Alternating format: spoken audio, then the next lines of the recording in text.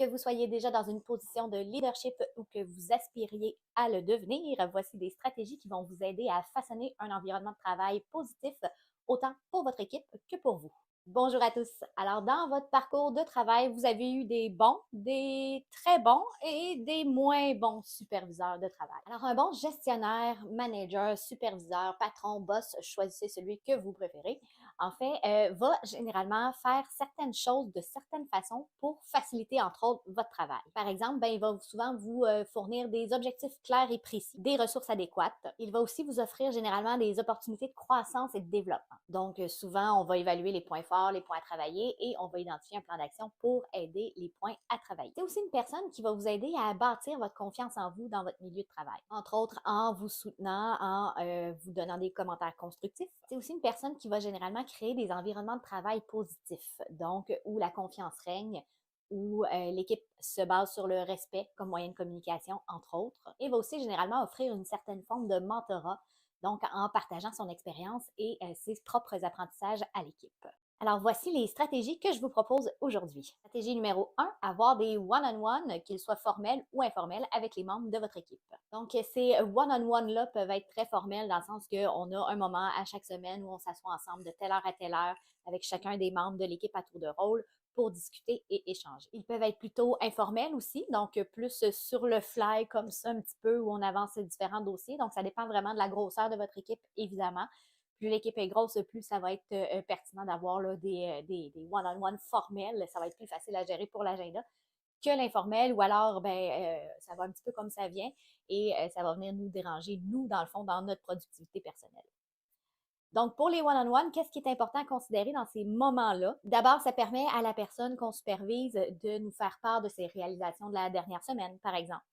Qu'est-ce qui a été les bons coups qu'elle a réalisés, de quoi elle est fière. On va aussi en profiter pour définir les priorités de la semaine à venir, par exemple, ou des prochains jours. Donc, 3 priorités, c'est quoi qui est le plus important dans ton agenda pour les prochains jours. Donc, si dans notre équipe, par exemple, on a quelqu'un qui a un petit peu plus de difficulté à cerner ou à identifier ses priorités, bien, cette discussion-là avec elle va pouvoir évidemment l'aider à choisir c'est quoi les enjeux pour la semaine à venir et donc d'avoir un meilleur usage de son temps. Ce petit moment-là va nous permettre aussi d'identifier les besoins d'aide possibles pour l'employé. Donc, est-ce que, par exemple, elle a une présentation à préparer et elle aurait besoin d'un petit peu de soutien par rapport à la mise en page, par exemple. Ou encore, ben, elle pourrait me dire, ben, le délai est vraiment court pour moi là, pour préparer cette présentation-là. Ça m'aiderait, par exemple, si tu pouvais prendre les appels, filtrer mes appels pour la journée. Ça va pouvoir me permettre de me concentrer vraiment sur ma présentation à préparer. Alors, deuxième stratégie que je vous suggère, c'est bâtir la confiance. Que ce soit dans les rencontres en un pour un, les réunions d'équipe ou les réunions de projet, l'important, c'est de bien vous préparer à ces réunions-là, même en tant que gestionnaire.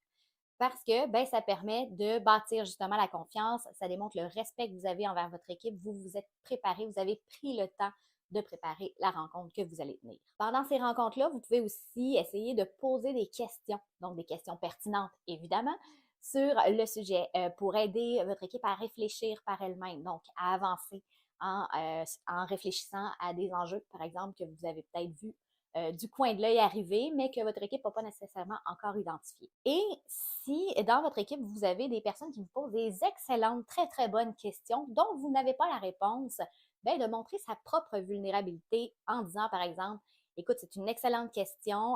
Pour l'instant, je n'ai pas la réponse. Voici jusqu'à présent ce que moi j'ai appris par rapport à ta question.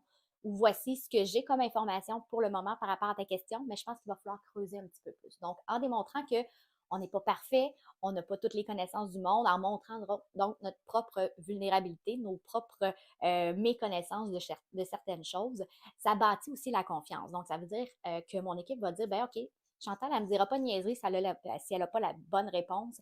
Elle va me le dire, je ne sais pas, je vais aller vérifier. Ou je ne sais pas, qu'est-ce que tu en penses, par exemple. Troisième stratégie, comprendre. Donc d'abord, il faut que vous compreniez ce que vous-même vous attendez de votre équipe. Donc, comprendre qu'est-ce que vous voulez comme résultat et évidemment le partager de façon claire à votre équipe. Quel est le livrable que vous attendez d'eux et dans quel délai, évidemment. Vous devriez aussi comprendre les défis, les enjeux, les obstacles que votre équipe rencontre. Donc, évidemment, vous leur demandez de vous en parler. Vous ne pouvez pas nécessairement deviner tous les obstacles qu'ils pourraient rencontrer, mais au moins de prendre le temps de les comprendre, de comprendre comment la personne vit cet obstacle-là pour pouvoir définir avec elle un plan d'action pour pouvoir passer au-dessus de cet obstacle-là. Et si c'est difficile, soit pour vous, soit pour votre équipe, d'identifier à l'avance les obstacles qui pourraient être rencontrés dans un projet ou au quotidien, bien, on peut faire l'exercice du pire scénario possible. Donc, on s'assoit, par exemple, si on a un événement à organiser avec la présence des membres, bien, on peut prendre le temps de regarder, OK, si tout va mal de A à Z pour l'événement, qu'est-ce qui va se passer, comment ça va se réaliser? Et là, ben, en étant créatif et en imaginant ce pire scénario possible-là, ben, ça nous permet déjà de voir, OK, là, il y a peut-être une faille dans notre planification. OK, là, on pourrait préparer telle possibilité A, B, C si jamais les choses se passent de telle ou telle façon. Donc, ça nous permet là, de prévoir les différents obstacles ou les différents scénarios possibles qui pourraient arriver tout au long d'un événement. Quatrième stratégie, c'est donner de la rétroaction efficace. Ce qu'on souhaite faire ici, évidemment, c'est de donner un feedback ou une rétroaction qui est spécifique à un événement et qui est activable aussi. Donc, on ne fait pas des critiques sans donner une liste de solutions, en fait. Et on fait notre feedback le plus rapidement possible après qu'il y ait eu un événement quelconque où on veut donner un commentaire constructif. Si par exemple, après une présentation d'un membre de mon équipe en réunion d'équipe sur une campagne qui s'en vient au niveau des communications, puis que j'ai observé en fait que pendant la présentation, les gens étaient déconcentrés puis perdaient l'attention des membres de l'équipe, je pourrais lui faire comme rétroaction.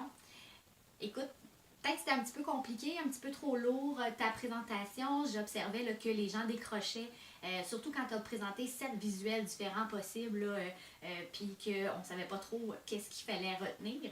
Donc, pour la prochaine présentation du genre, ce que je te suggère, c'est peut-être d'en présenter 3 et de nous faire choisir entre les 3. Donc, un petit sondage, un petit vote à l'interne, ça serait, je pense, un petit peu plus léger pour l'équipe. Cinquième stratégie, animer des réunions d'équipe productives. Dans une réunion d'équipe ou n'importe quelle réunion de projet, évidemment, on s'assure que c'est les bonnes personnes qui sont autour de la table. Donc, les gens qui vont devoir prendre la décision, s'il y a une décision à prendre, doivent être autour de la table. Ce qui implique qu'on ne convoque pas nécessairement les personnes qui ne sont pas pertinentes à la réunion. Évidemment, il n'y a personne qui veut aller s'asseoir pendant 2 heures dans une réunion et qui n'a pas vraiment d'affaires là. Une fois que les gens sont autour de la table et que c'est les bonnes personnes, bien évidemment, il faut les engager dans la réunion parce que c'est facile de partir dans la lune, de regarder quelque chose sur son téléphone pendant la réunion, surtout encore plus si elle est en visio, on ne se le cachera pas. Donc, pour les engager, en fait, bien, on peut faire un tour de table, comment ça va aujourd'hui, avoir un petit jeu brise-glace en début. Encore là, il y a des gens qui aiment ça, qui n'aiment pas ça, donc il faut doser selon ce qu'on connaît de notre équipe. Pendant la réunion, on va s'assurer évidemment de suivre l'évolution des projets ou des tâches qu'on a à réaliser. On va aussi s'assurer que l'équipe a des actions concrètes à porter suite à la réunion et que ce n'est pas dans le néant ou un peu flou. Si dans une réunion, vous avez une formule brainstorm, ce qui est super important puisque généralement les gens préfèrent, c'est d'avoir l'information à l'avance pour se préparer.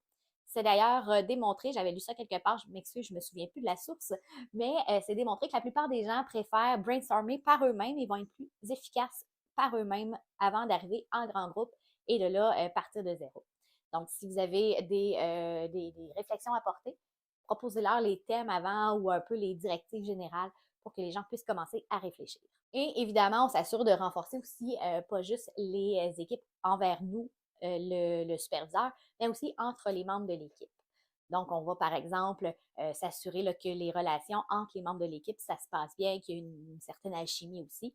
Et s'il y a des situations un petit peu plus difficiles, bien, on voit les choses, on agit en fonction là, de ce qu'on observe pour que ça soit positif aussi tout au sein de l'équipe.